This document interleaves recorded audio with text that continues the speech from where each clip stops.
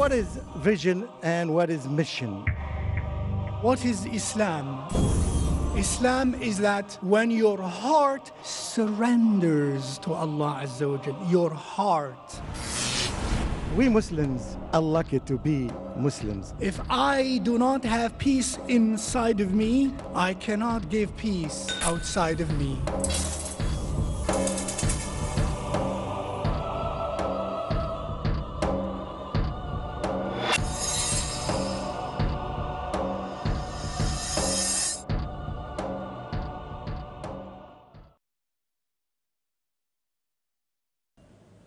Our next speaker for this evening is Dr. Mamdouh Mohamed from USA.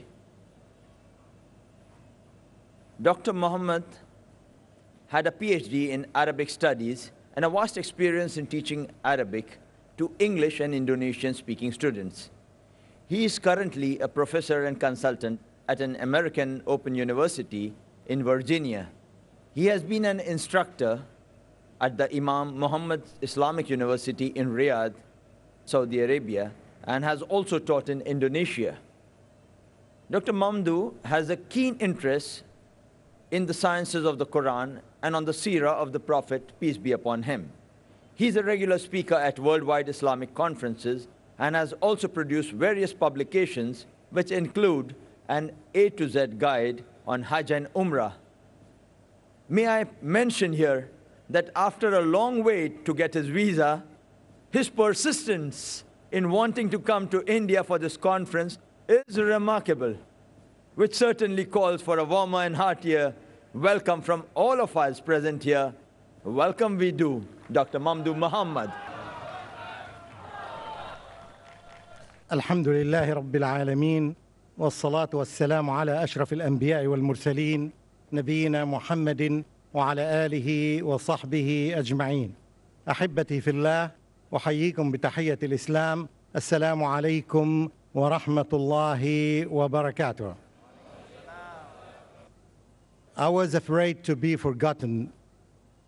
When you come late after a meal, you will find those who came before you had already eaten all the meat and left the bones for you. And I have to work on the bones. However, the bones have something very important, something good. They are solid. And I'm going to work on something solid that I hope you would take home and you would not forget. And during the coming 10 days, whenever I stand in front of you or I meet you, I will test you about what I'm going to say tonight. I'm going to put it in very brief way, just 2 words. Simple. One is called vision and the other called mission. Very beautiful words. They are simple. They almost rhyme, so they are easy to remember. What are they? Still, what are they? Okay, if you are stingy, you can abbreviate them in V and M. What is vision and what is mission? In the last 30 years, almost everywhere in the world, there was an increasing passion, an increasing need for almost every organization, every university, every company, every state to develop their own vision and mission. Before I continue, it's your right upon me to define these 2 rhyming words. The word vision means the power of anticipating something that will happen or may happen. And mission means is a group of tasks and activities and actions that you do in order to reach this vision. Still difficult. In other words, the vision is the target and the mission is the action. Simple?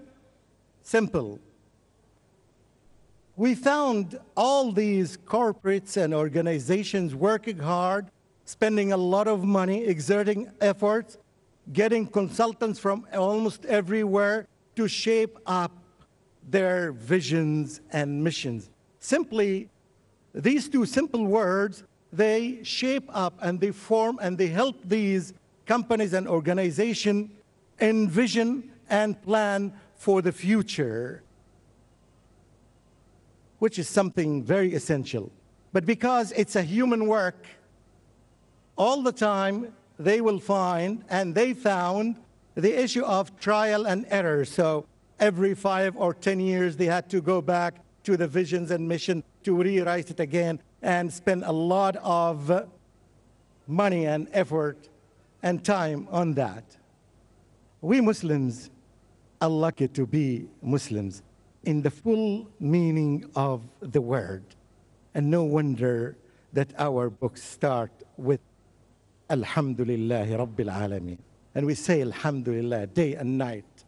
Allah subhanahu wa ta'ala blessed us by shaping our vision and mission in the Quran. And here's what we Muslims should really act upon this vision and mission. One of the verses that talk about the vision is أعوذ بالله من الشيطان الرجيم وابتغي فيما آتاك الله الدار الآخرة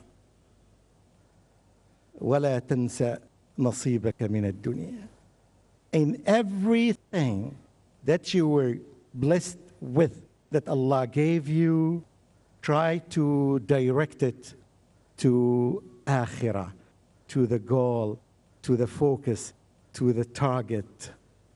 Your talents, your intelligence, your wealth, your education, anything that Allah subhanahu wa ta'ala gave it to you, try to make it towards, to help you achieve your vision.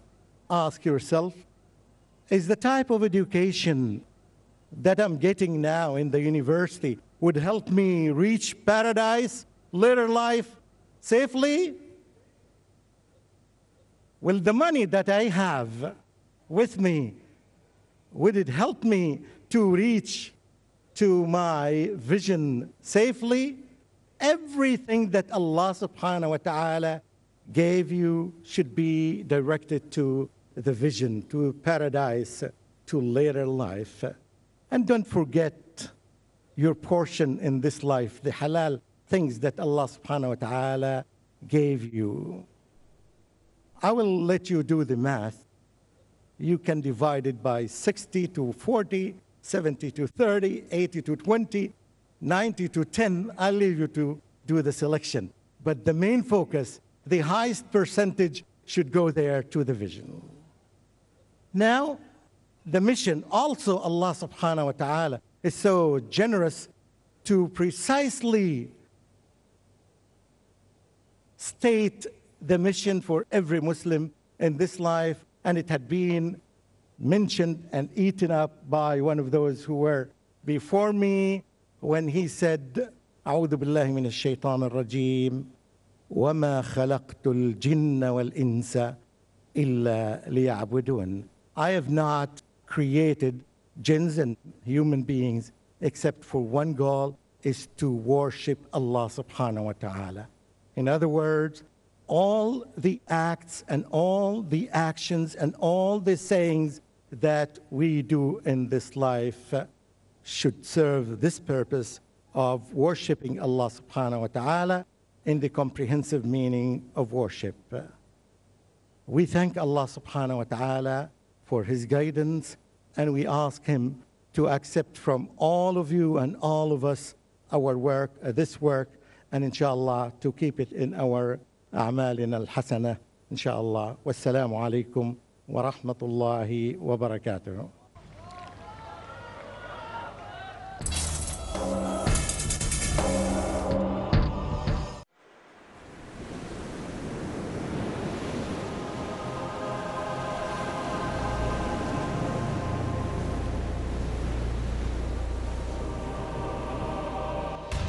The more you hear about it, the more you desire to prepare for it.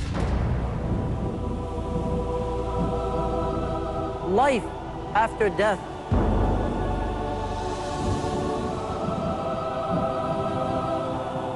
Journey of the soul. The day of resurrection. The torment of the hellfire. The reward of paradise.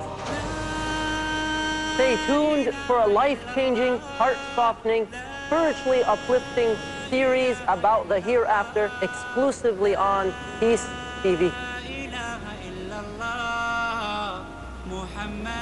Know the vivid descriptions of paradise and hellfire from the Quran and authentic ahadith, and acquire life-changing habits to be successful in the hereafter.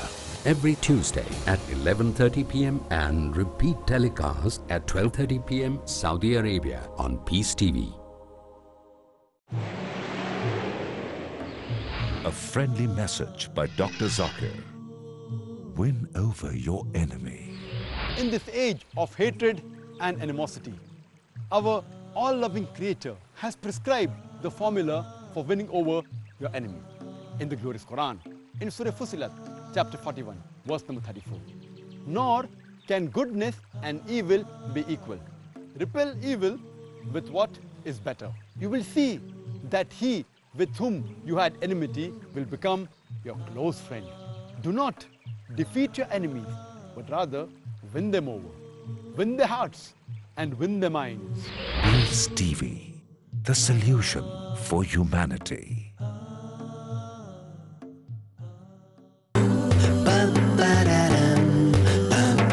Zain Bhika and Daud Wansby Ali. Hey kids, time is very precious. This life is a gift from Allah. Utilize this gift for here and hereafter. Enjoy this gift in the light of the Quran and Hadith. Enjoy Islam with us, Zain and Dawood.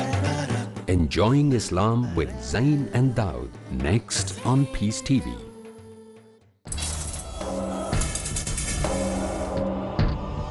Our last speaker, before we have the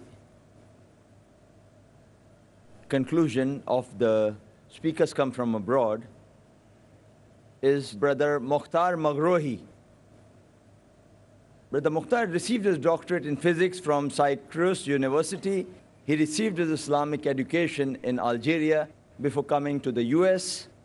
He has been an imam in the state of New York and a Central Shura member of the Islamic Circle of North America. And Dr. maghranoui is counted among the well-respected Muslim scholars in North America.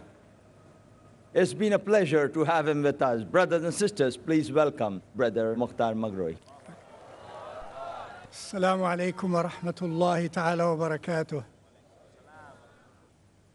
بسم الله الذي لا إله سواه الواحد الأحد الفرد الصمد الذي لم يلد ولم يولد ولم يكن له كفوا أحد. والحمد لله حمدا كثيرا طيبا مباركا فيه أبدا سرمدا ما دامت السماوات والأرض ومن بعد أن تزولا. حمدا يليق بجلال وجهه وبعظيم سلطانه وبجزيل نعمائه. والصلاة والسلام على نبيه محمد المصطفى الصادق الأمين والرسول المبين المبعوث رحمة للعالمين، وعلى آله الطيبين الطاهرين وصحابته الغر الميامين ومن تبعهم بإحسان إلى يوم الدين. اللهم اكتبنا منهم آمين.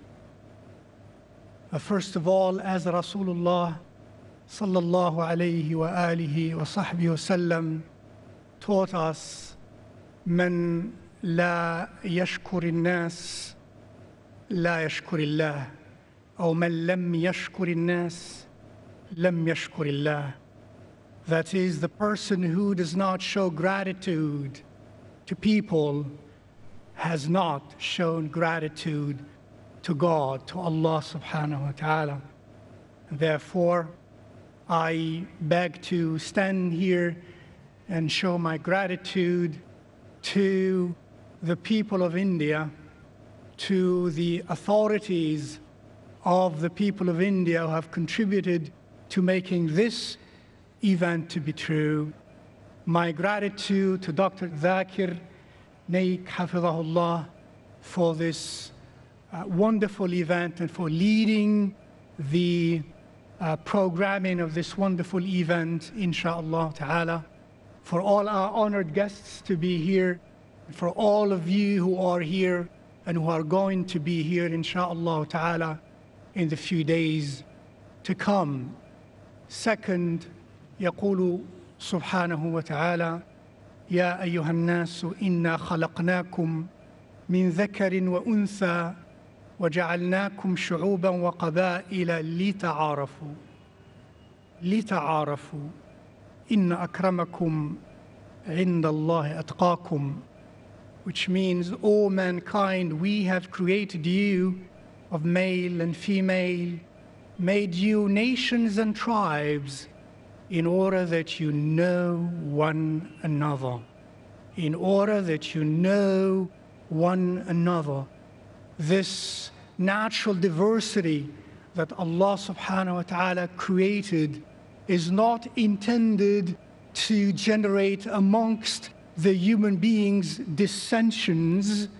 That diversity that God, Allah subhanahu wa ta'ala, created amongst His creatures is intended for a diversity that attracts our interests to know one another.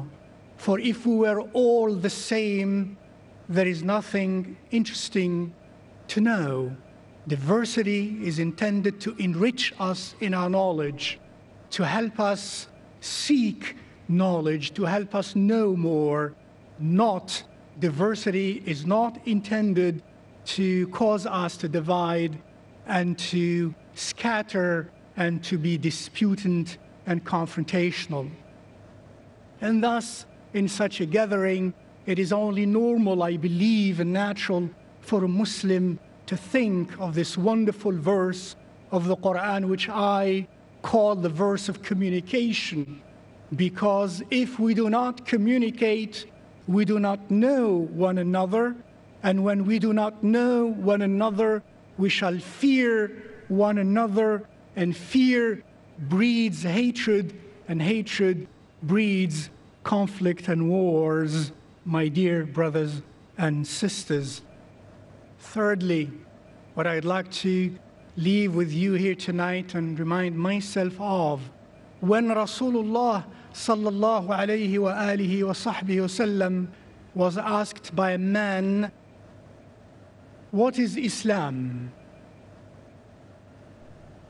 Ahmad wa ghayruh, what is Islam? He replied, sallallahu alayhi wa alihi wa sahbihi wasallam, al-Islamu an yuslima qalbuka lillahi ta'ala. An yuslima qalbuka lillahi ta'ala wa yuslima al-muslimuna aw yaslima al-muslimuna min lisanika wa yadik. He replied when asked about what is Islam. Islam is that when your heart surrenders to Allah Azza wa Jal, your heart. And I want to emphasize that, my dear brothers and sisters, your heart, not only your intellect, not only your tongue, not only your external senses.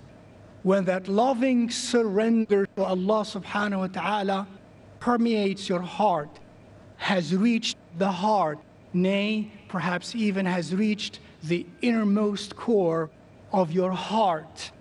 When you have that surrender, and consequently it changes your character, and part of that change of character is that the Muslims will be safe from your tongue and your hand, from your power, whether it is a power of communication of word or a power of that which is beyond the word. And Muslim is to be safe from your tongue and heart if you have that Islam, because if the Muslim is not safe from the tongue and the hand of another Muslim, then the non-Muslim will not be safe, most likely as well, my dear sisters and brothers. Also, I say this to myself and then to you, that concept of Islam penetrating the heart for peace, because Allah subhanahu wa ta'ala being the source of peace, if we do not find in our hearts with Him connectedness, our hearts will not be at peace, and we shall not be able to give peace. فَاقِدُ الشَّيْءِ لَا يُعْطِيهِ. As it is said, the one who does not own of something cannot give of it. If I do not have peace inside of me, I cannot give peace outside of me.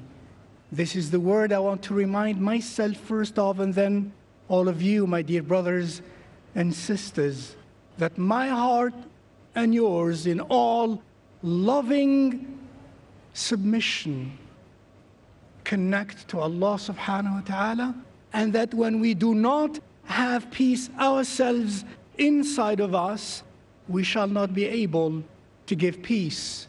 The person who is too distant from the well of water while thirsty will not be able to drink from water, nor will he or she be able to scoop from the well of water and give others who need water. أقول قولي هذا وأستغفر الله العظيم لي ولكم وصلى اللهم وسلم وبارك على سيدنا محمد وعلى آله وصحبه أجمعين والسلام عليكم ورحمة الله وبركاته. Jazakallah to all our speakers from abroad who are present here on stage for their inaugural addresses. May I brief our august audience here?